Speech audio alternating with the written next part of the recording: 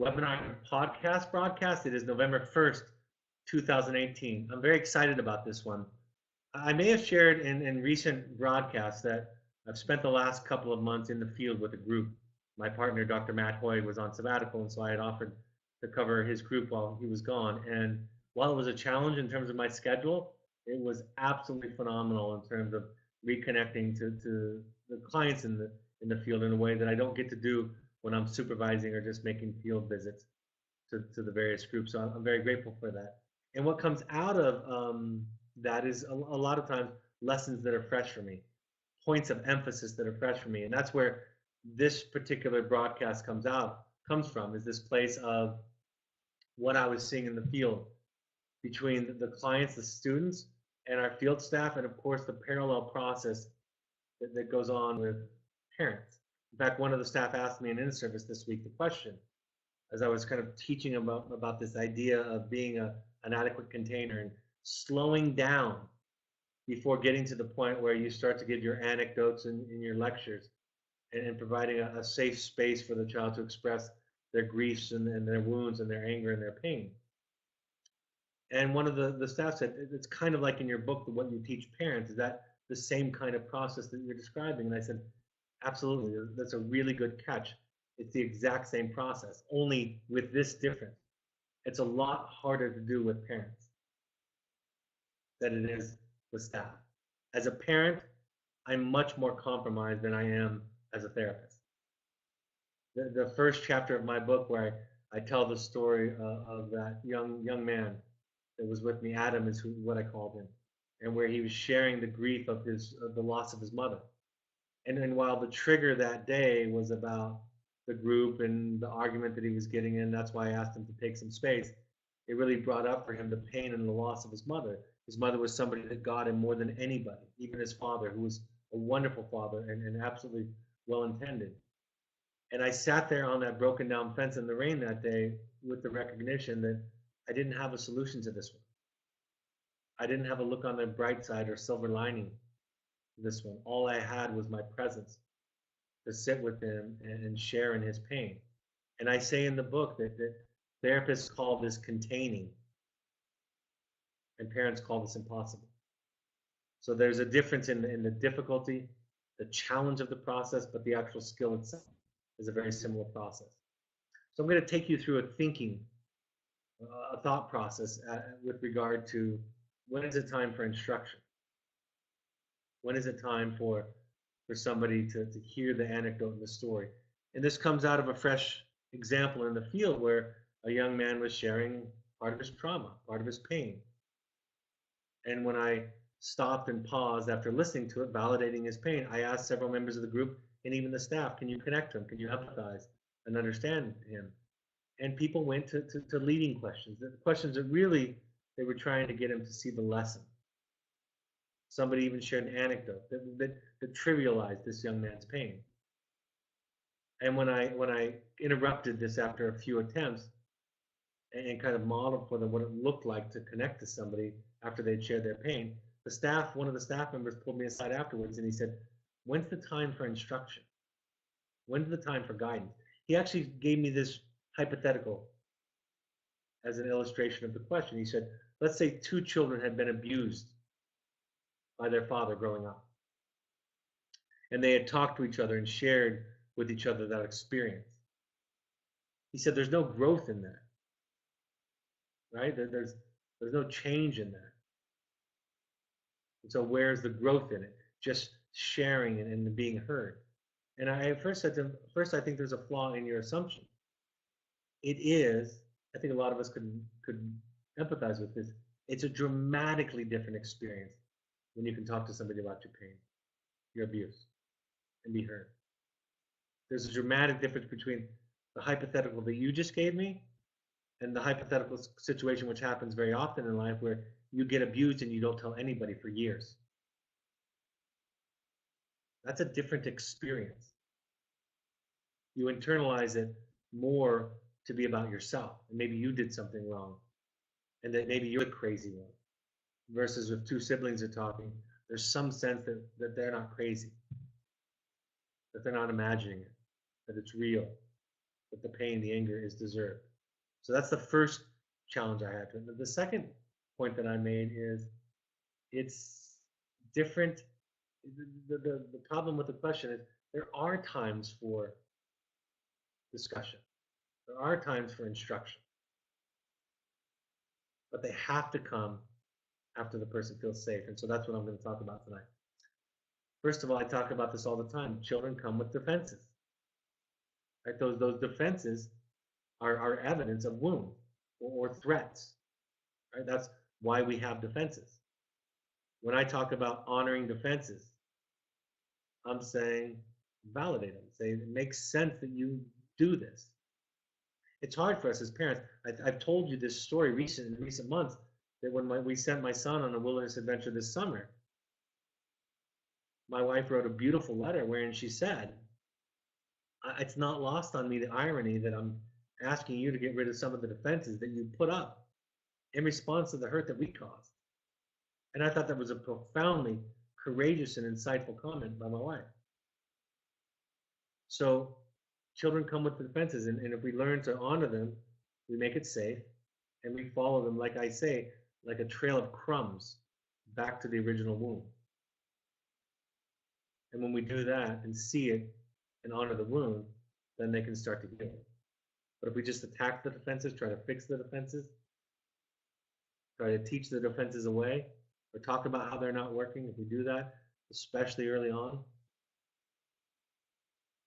the response is to build up larger, thicker, more sturdy defenses or to run away. So we start with understanding the child. You know, the question I get asked all the time is, what if the child is lying? And I think early as a therapist, you thought you were going to develop some skill of perception, that you were going to be able to tell when people were making up the truth, lying, exaggerating. And so you kind of think of yourself as this detective that's going to develop this gift. But after a while, you kind of realize that's not your job, and that there's truth even in the lie. And what I mean by that, you know, when people interpret dreams, and my version of interpreting dream is you just try to hear the themes, the feelings in it. There's some other basic concepts to dream interpretation, but you try to connect them to what the person is challenged with in their daily life. And dreams are constructed in such a way that they're very abstract and very disorganized. In a way, they're kind of hiding the specific content so as to give you the theme in a raw way. Freud called dreams the royal road to the unconscious. But there's truth in dreams, even though the reality of the dreams is skewed. When I have a child tell me a fantasy of theirs, it's not that I believe the facts of the fantasy, but I'm listening for the themes and the hurt. When I have a child tell me the story about a parent, I don't anymore try to interpret the facts of it. I try to hear what's going on for them. Many years ago, 25 years ago, I had a client who had shared with me that her mother and her priest suggested to her that they thought she was abused by her uncle. And she had no memory of it, but they suggested that it was true. So she came to me to say, I want to find out if my uncle abused me. And I said, I don't know what to do with this. I was a brand new therapist. And so I went to my supervisor and asked her the question, what do I do? She specialized in child abuse. And she said, just go back to the client. This was in college. She was in college. I was in college. Just go back to the client and say, do you think your uncle could have abused you? You have a relationship with him. He's in your home a lot, lives close to you. You have a lot of experience. Do you feel something like that could have happened? And if she says yes, and then you know that something's there. You don't know the specifics and the content and the facts of it, but something in the relationship is so fractured that something is there. And then pay attention to that.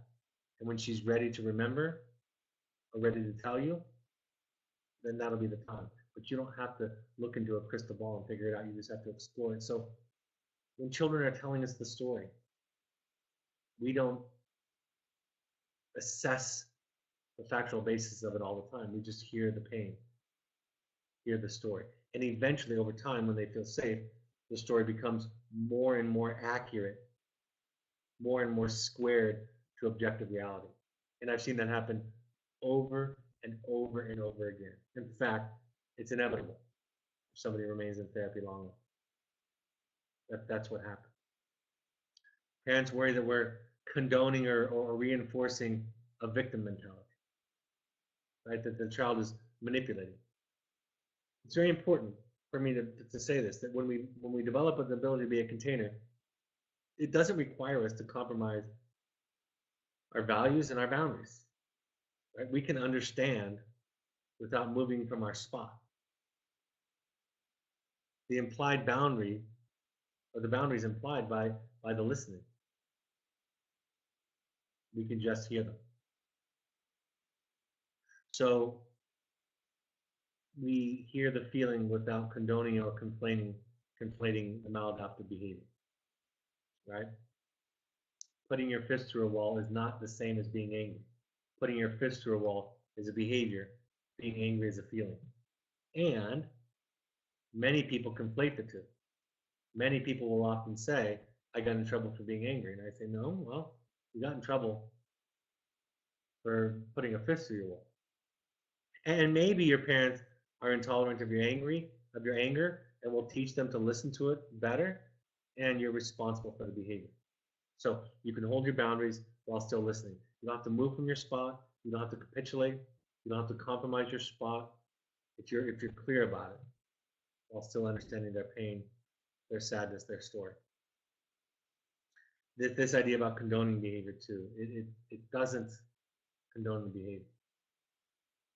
And the person is much more capable of responding to the boundary after they've been heard. I used to talk about thinking of parenting as a very tall brick wall with a big ear painted on it, right?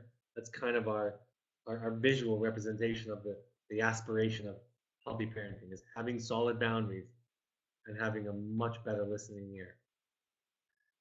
I get a lot of invitations to talk, and one of the most common requests is, how do we talk so that our children will listen? Sometimes I'll even title my talks that across the country. And of course, I really shifted to how do we listen so that our children will talk, right? So many parents will say, I've had parents that upon admission to our program will say, I want my son or my daughter to get in a place where they will listen to me. I want them to get to a place where I can give them my wisdom, my lessons, my awareness, what I've learned in my life. And my response is, that will come someday, but that's not going to be where we start and we spend the majority of their time. See, to plant a seed, you have to till the earth. And when a brain is on fire, we'll talk about that. When a brain is on fire, like our students, like our clients' brains are on fire, there's no ground for planting. It doesn't get in. And besides the fact that they don't really need a lot more data, they have it. You know, I've shared this for years now. Children have asked me many, many times, why? Why did my parents send me here? Why can't I go home? Why can't I talk to my parents? Why can't I go home right after a vote? And in the spirit of Halloween, I don't do it anymore because I've proved the test over and over again. I've said to them, I'll give you a pound of M&Ms, one of the big bags of M&Ms, a pound of Skittles, if you can answer that question, why? To give you some context, a pound of M&Ms in their world is about the equivalent of $10,000. So pretend like I'm offering you $10,000. Really $10,000. But before I can even get the offer on the table, they're giving me a beautiful mini lecture about what would be a good reason, a rationale for not going home after a vote, for not being able to call parents. It's what some analysts call pseudo stupidity. Pseudo stupidity is when a person presents as if they don't understand. But that's not what's lacking in them. What's lacking in them is capacity, emotional growth, maturity. And so when we engage this pseudo stupidity, with explanations, with debate, with argument, doesn't go anywhere because you cannot argue with a drunk. You cannot argue with somebody whose brain is on fire. Being seen is the most important thing. Right? That's everything. It's everything. It is the work that I do with 40 and 50 and 60-year-old adults. It's the work that we do at our intensive. It's the work that I try to do with my own children and fail at and try again and fail at and try again to see them. And the biggest barrier to seeing somebody is anxiety.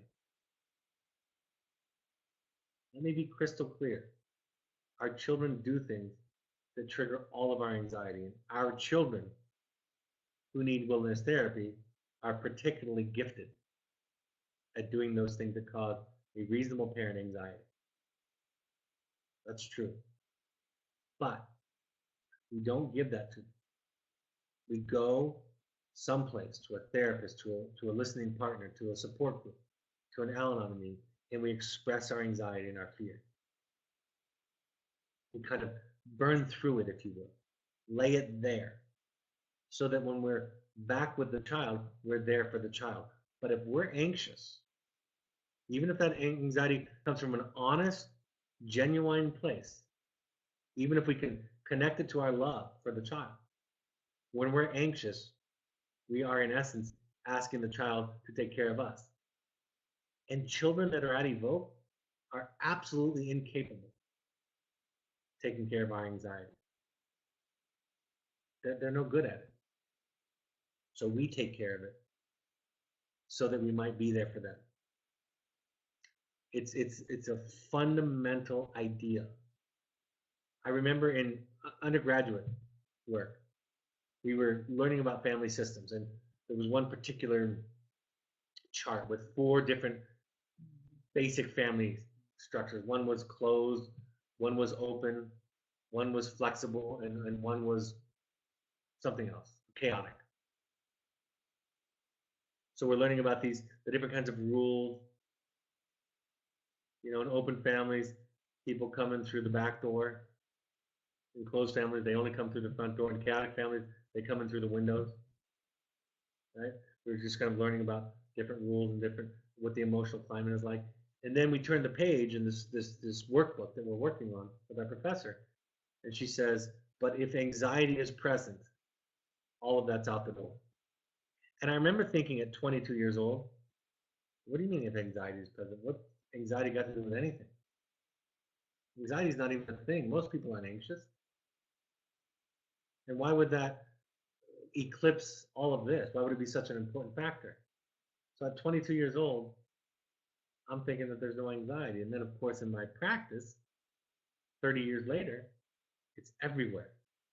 It's the enemy of reason. It's the enemy of relationship. It leads to control, to anger, right? It leads to disconnection.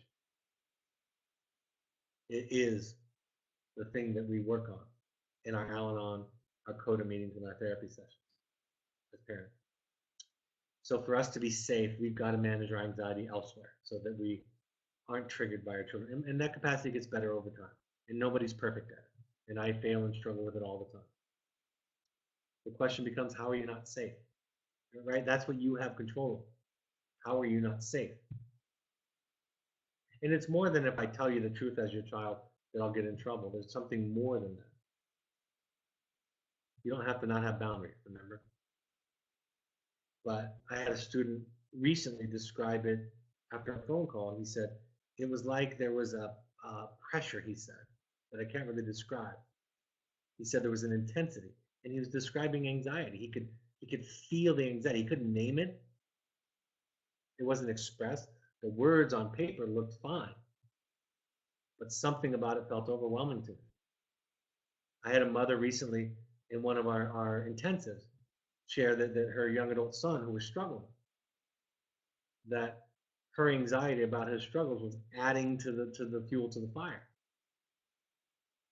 And that her son, if he could speak, was trying to say to her, I'm already struggling, I'm already scared, I'm already overwhelmed, I'm already making mistakes, I'm already beating myself up. When you, mom, show up with your anxiety, it's too much, and so I might need to take space from you. It's so powerful. How are you not safe? And can you listen to it from your child's perspective? And really what it looks like is being a container is like we're maintaining curiosity, genuine curiosity, not false curiosity. But you don't ask why questions where you know the answer, or you don't use why questions to say you shouldn't feel that way. You ask why questions because you really want to know the answer. Why am I not safe? Why do you feel this way? Tell me. I want to listen and learn. I might not agree with it. It might not resonate with me, but I want to know why. You know, the phenomenal thing about therapy that's really fascinating. People tell me all the time, say to me all the time, tell me my blind spots. Tell me what you see that I don't see. Give me some feedback. I can take it. And I listen to that, and every once in a while I make the mistake of offering something. And inevitably, what it feels like, because I've been on the receiving end of that with my therapist, is inevitably the response is, you don't get it. You don't understand. Right? Simply, that's not true. I remember my therapist offering or suggesting some subtleties 19 years ago when I first started seeing her that now are blatantly obvious to me. That back then, as she was suggesting or offering, I thought she was not very good at her job, actually. More recently, she suggested something. I asked her a question, and she suggested something, and I said, you know, that doesn't resonate with me. But after 19 years of working with you, I have a sense that you may be onto something that I don't see. There's no emotional resonance here, but I have enough experience that you're probably onto something that I'm going to look at. And I even said to her, I said, why did you say that? You kind of went out on one of the tiny branches. And I said, I suspect that you told me that because you thought I might be ready to hear it. And she said, yeah, I thought you might be ready to take a leap. So you remain curious with your child. I wanted to put up this slide. This is a whole different broadcast. You can look at the broadcast on containing, but I wanted to offer this as I was planning this evening. I thought about this slide, this concept of containing, what it means. Containing is like holding space for somebody, listening, empathizing, understanding, offering compassion, non-judgment, and just hearing.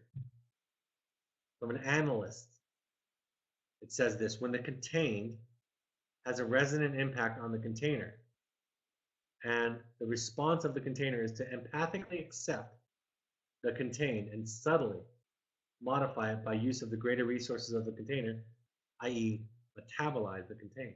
Right? You take it in, you metabolize it, you make sense of it. In this situation, they go on to say the contained is more or less fully felt and understood by the container. At the same time, the container can rely on additional resources to feed back to the contained a wider sense of the contained experience. Along with this is the experience for the contained that the container can adequately accept and manage what has been offered to be contained. I know that's a lot of words. It's a scholarly book. I'll leave the slide up there for a moment. You can print it from the parent portal if you want to, or take a screenshot of it now. But that's what it is. You listen to it, you understand it, you reflect back something that shows a deeper interpretation, an empathic, deeper interpretation, a place of understanding, and the person who's shared has an experience of being fully felt. And then expanding just a little bit in their awareness or their reasoning. That's what it means to be a container. And the container doesn't get their needs met in that exchange. Be very clear about that. The parent, the staff member, the therapist does not get their needs met in this exchange. Those needs are met elsewhere. Very, very important to understand.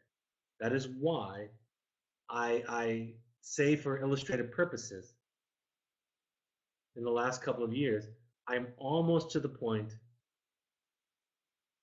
that I don't want parents to share feelings with the child. I'm not there. But the reason I say that to illustrate, to make a point, is this. The child can't hold them. And it's not the child's job to hold them. It's not the child's job to change behavior because of the way the parent feels. It's simply not. It's not even a reliable source of wisdom. It's not even about the child.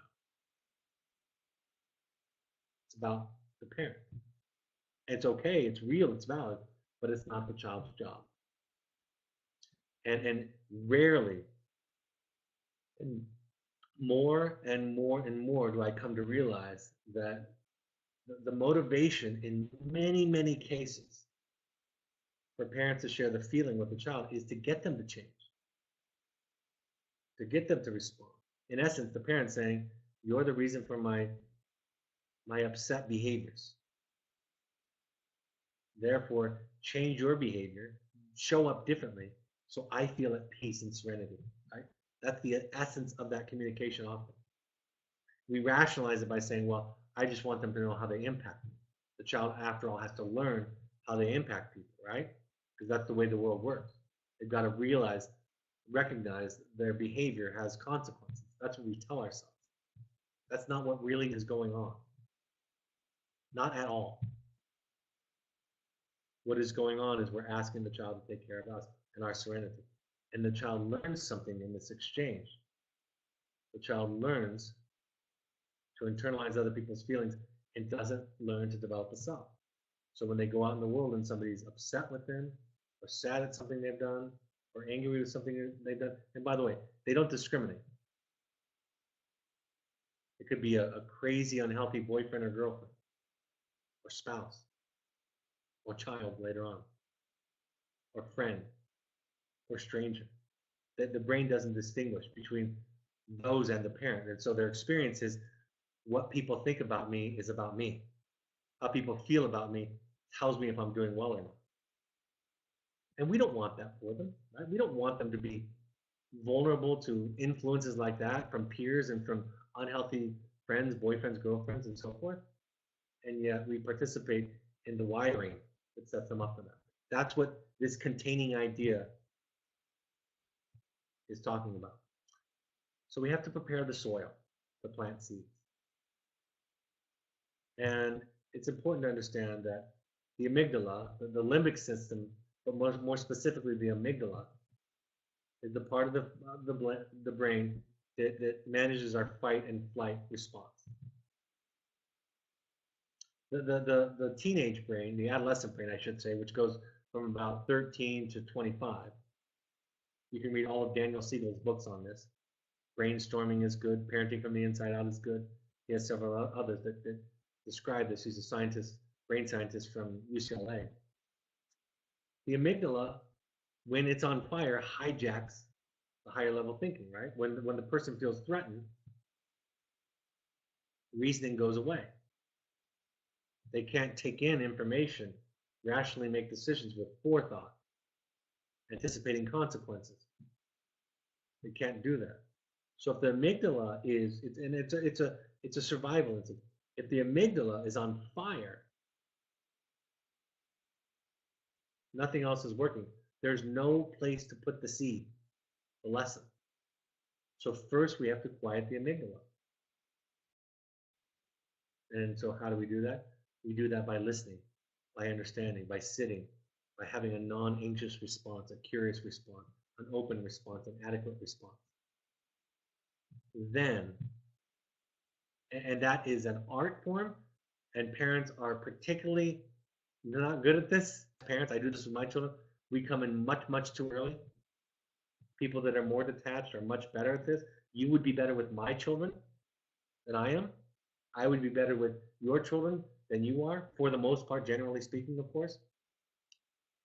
Then there are opportunities for lessons and anecdotes, lessons and instruction, right? That comes, but only when the amygdala is quieted down, only when the higher level functionings aren't hijacked in this process. The reflective listening, Right? That's what we teach in the book. We contain. That's the analytical idea that I've been sharing tonight. We empathize. We understand. However crazy the story is, we understand it from their perspective. Parents will say, but what is my job if not to teach? Right? What I say to my therapist is, this is how you do it. We want the same outcome, but there's a way to do it that is more effective, and the way to do it is through this kind of progression. Quiet the amygdala. Folks, it's not even an opinion, it's just science. There are a plethora of studies that show that when a person is in fight or flight, that their higher level brain, their cortex, their prefrontal cortex, that whatever they have of it, is not functioning. Period. Does not fire. We know that from ourselves, that when we're feeling threatened, we don't have our most creative, high level thinking until we're calmed down. So teaching comes, but that's not the primary job. The primary job is adequate containment. Sharing the non-lesson with them, meaning sharing with them where you have the same challenge. No matter how crazy it is, find some common ground. When they share difficulties with peer pressure, share with them that you worry about people judging you. You might not do the same thing, but share with them your own experience of worrying about keeping up with the Joneses. If you're perfect at it, share examples where you have struggled with it, you can empathize. And don't share the conclusion.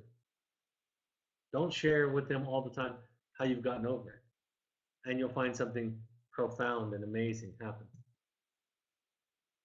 What you'll find is that they respond with the lesson because they feel safe, because they don't feel judged, because they're not being told not to feel what they feel, not to think what they think. Leave space for them. I struggle with that. Right? You might imagine that I am a better lecturer at times than I am a listener. Leaving space is more difficult, requires more patience. Sometimes we even lecture to them after they share what they've learned. Right? I've done that. I've heard that, which is amazing, really. Sometimes the way we can share it that works is we say, well, here's what I have found that works. This works for me. I don't know if it'll work for you. It could be wrong. What if you thought about it this way? I have an idea, a thought. Those are ways we can offer lessons after the ground has been prepared, when they ask for advice. And if they reject it, then you know they're not quite ready. Then you can take a step back from any of those positions. So what are the take-homes for tonight?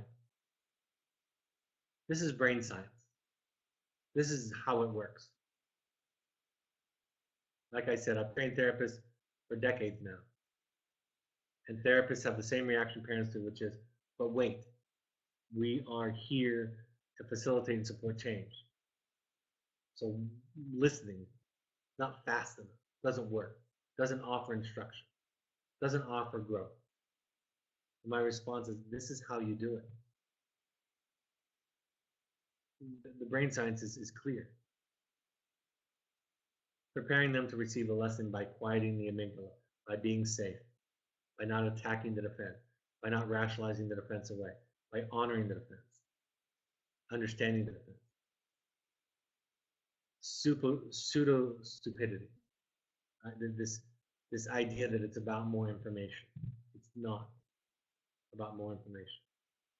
And the opportunities for instruction can be short and infrequent and most likely not needed. But you'll know when it's ready because the person won't be at all defended, won't at all argue, or point out the loopholes in the reasoning. Boundaries do a lot of the teaching anyway, right? I remember my daughter, I've told this story before, simple example, but I could give more profound ones. But my daughter said we had a Rottweiler. He's since passed, but sweetest, most teddy bear dog in the world. Loved him, my best friend for a lot of years. And she wanted him to play on the couch, be up on the couch. And one of the rules was this 140-pound dog doesn't get to be on the couch. And my, at the time, probably 7-year-old daughter said, it's so unfair that Coda can't be on the couch. I said, I know, isn't it? And she said, so he can? And I said, no, but I know it's unfair.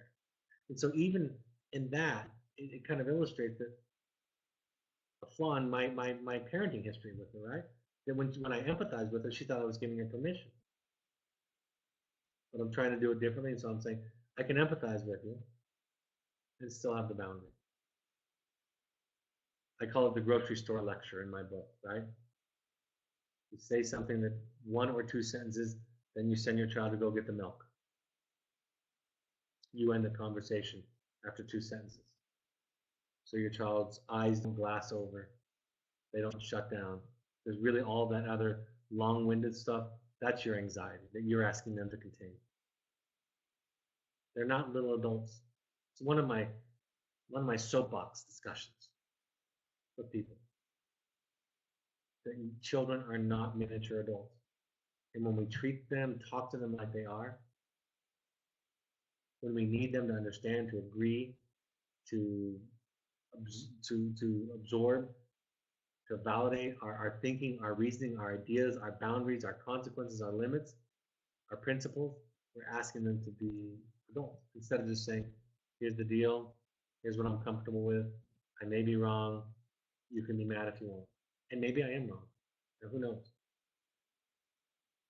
Heaven knows I've made so many mistakes in my life already. Can't be sure this isn't another one, but this is my boundary. You are something different than they are. Right? The adult brain, the adult filter, the parenting brain, the parenting filter is a different thing than the child brain. All right, open for questions. First question, first comment. You talk about not verbalizing feelings to the child because they shouldn't be responsible to hold our feelings. I know that the impact letter is written to let the child know that his or her behavior impacted us, the family, those around him. I know the rationale is to open their eyes, but it isn't the result, even if the motivation is pure, at least partially putting our feelings onto them. We don't do the impact letter anymore. We stopped doing that last year. And I'm actually in the middle of writing, been busy lately, so I haven't finished. I'm writing an open letter to the therapeutic field, the wilderness therapy field, imploring programs to stop writing the impact letter. So I'll post that on our social media when it comes out. But I've been trying to teach around, justify, rationalize the impact letter for 20 years, and I've had enough. We call it the hopes and intentions letter now. And I just finally decided that the name itself makes an implication that I know is fundamentally against everything we know about child development, about the parent-child relationship, and about motivation for change. So I'm done with it. And we changed the name last year. During the 2.5 years my son went to treatment, I felt like the goal was transparency, honesty between us. Now that he's home, he's been lying a lot. If I understand what you said correctly, I shouldn't be concerned about his lying, rather listen to the message behind his lying. But doesn't letting him lie undermine our trust and our relationship now just as it did prior to treatment? I'm not saying that if he lies to you about where he's going, if he lies to you about stealing, if he lies to you about boundaries, limits, expectations, that's a different thing. That you can have consequences, absolutely, have boundaries around them. I'm talking about the lies that they tell when they say, my mother was the meanest mother that ever lived. Right? My father never listened to me. In fact, he was verbally abusive. I'm talking about the lies and the story they tell about the experience of their life. I'm not talking about lies that they can be accountable for because there are things like boundaries, limits, structure, consequences, curfew, those kinds of things. That's perfectly fine to hold accountability. I'm talking about the lies and the emotional story that they tell. I'm not safe because I have judged and tried to fix, a parent says, and he understandably feels that nothing is ever good enough. So now to see him feels like judgment. He doesn't want me to see his pain, wounds, anxiety, etc. I think he feels that that's all I ever see. What's wrong or broken? How do I prep the soil in the current emotional desert? Great question. I said goodbye to my boys last night because I turned the group back over to Dr. Hoig, my partner. And I found myself getting very emotional. And I said to them that I love them and that I hope that at least for 5 minutes, at some point, I was able to see them. And I told them that if I could see them for 5 minutes and they could feel that somewhere in the back of their head, they would know that nothing's wrong with them, that they're not broken. Yes, they do stupid stuff sometimes, just as I do, but that there's nothing fundamentally wrong with them and they're okay. And if they know that earlier in life, then they will spend the rest of their life giving gifts to the world instead of proving to the world that they're okay because they already are. And so I don't know the specifics of your story, but I think my response would be just apologize. Just try to listen to what he's asking. Even as he says to you, complains about your current behavior, even though you've changed, try to understand what he's saying. Respond to it, empathize with it, respect it if you can. Again, all of this, you get to have your boundaries. You get to have those. But in the emotional context, if he says, I can't trust you, say, thanks for telling me. I get it. I see why you wouldn't want to show yourself to. I respect it. You know, it's one of the most, it's a statement that I think is one of the most challenging but important statements to respond to when a child says, I don't trust you. I don't want to talk to you. And then you can say, I get it. Thanks for telling me that. I'm sure I haven't been trustworthy. And you're not going to get an immediate capitulation, but over time they'll recognize that you're not safe.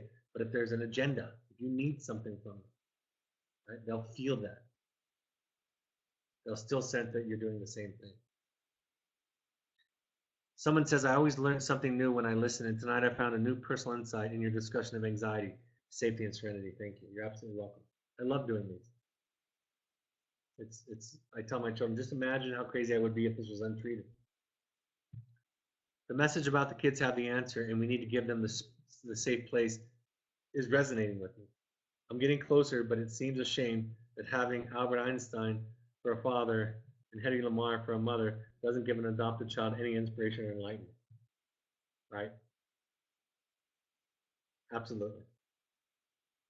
All right, folks. I'll go to upcoming events and then any last questions before we close. Please attend 6 12-step support groups before your child leaves. Start now. Some version of Al-Anon, Coda, or Families Anonymous. You can also go to NAMI.org to find free resources and classes in your area. On social media, you can find all of these broadcasts on the podcast app on an iPhone device. Just search Evoke Therapy Programs on your iPod podcast app. If you have an Android, download the SoundCloud app and search Evoke Therapy Program. Or you can go to the SoundCloud app on a desktop and search Evoke Therapy Programs on a computer. On Twitter and Instagram, you can find us at Evoke Therapy. On Facebook, you can search Evoke Therapy Programs. You can also find the Evoke Family Foundation on Facebook if you want to be involved in giving to people, supporting people who can't afford treatment. And of course, the Evoke Therapy blog is a wonderful resource. My book, The Journey of the Heroic Parent, is available on Amazon. Audible versions, CD versions are available. You can also buy a paperback. The warehouse had to return a bunch of books that were misprinted. So if you go to the paperback option and click under the 9 new, you'll see the Evoke Therapy Programs option to buy there. Same prices. In fact, no taxes added. The next workshop, if you can go to it, the next workshop is December 8th and 9th. For somebody that might be too late, but for current families, we want all current families to go. Contact Melanie at evoketherapy.com for more information. If you want to do a deep dive in your own work, we have a couple of spots left in the November 7th, Finding You. Please seek this out. It's the best thing that you could do to advance to the cause in your family. It's the best contribution that I know that you can make to your child's growth and maintaining that growth is to do this kind of work.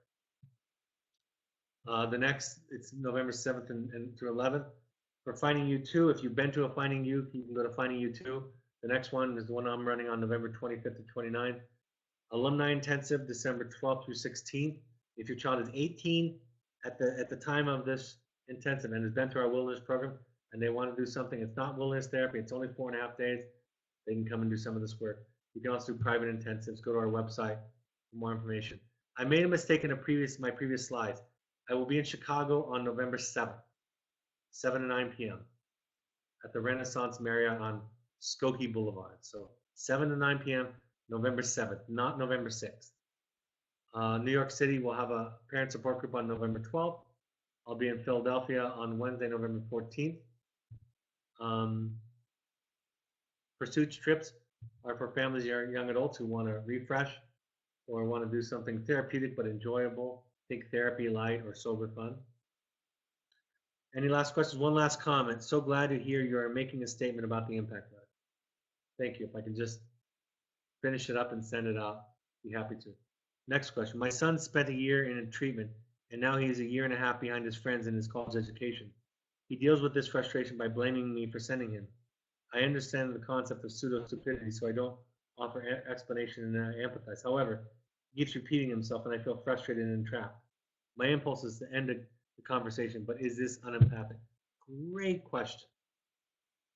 I have two thoughts to that question. It's a great question. One thing I might add is you could say, maybe I was wrong. I don't know. I have self-doubt about it. You might be right. And if I'm wrong, if it was the wrong choice, I'm sorry. It's okay to say that, right? It's okay to say that. But number two, it is okay to say, I can't hear this. See, we get to have a capacity that is limited. There are days when my children could walk through my office door and tell me to F off. And there are days when I would say, have a seat and tell me what's wrong. Then there are other days when they breathe too loud and I want to strangle them. So my capacity waxes and wanes. And it's okay to say to anybody, I can listen to this. I can't listen to this. You're allowed to cut off a conversation. That's okay. You can ask him, what do you need from me that I'm not giving you? I don't know what you want from me. Do you want a pound of flesh? It sounds like you want something more. You want me to hurt with you. Maybe the apology could help. Maybe I was wrong could help. I don't know. I did the best that I could, but it could have been the wrong decision. But you can also ask them, what do you want that you're not getting because you seem to be repeating yourself? People don't know sometimes. They want the other person to suffer and be in pain. It's the only way that they'll feel connected or empathize with, and that's not necessarily appropriate or healthy. It's not differentiating. And it absolutely is okay at any point in any conversation for any of you to say, I can't do this right now. This is my limit. I can't go any farther. That's appropriate. It's not saying you're wrong, stop talking. It's saying, I can't. Just own it. All right, I'm going to be traveling a bit. I'm going to be in Chicago next week, speaking in Park City, Utah on Monday night, traveling to Chicago Tuesday. I'll be in Chicago Wednesday and Thursday doing some different events. So I can't do a broadcast next week. My next broadcast will be on Thursday, November 12th at 7. It'll be actually at 7 p.m., not 7:30 p.m. 7 p.m. on Thursday, November 12th. So I'll come up with a title for then. Have a great week, folks. I hope these points of contact are helpful to you. I know they're helpful for me. Have a great weekend. Take care, and I'll talk to you later. Bye-bye.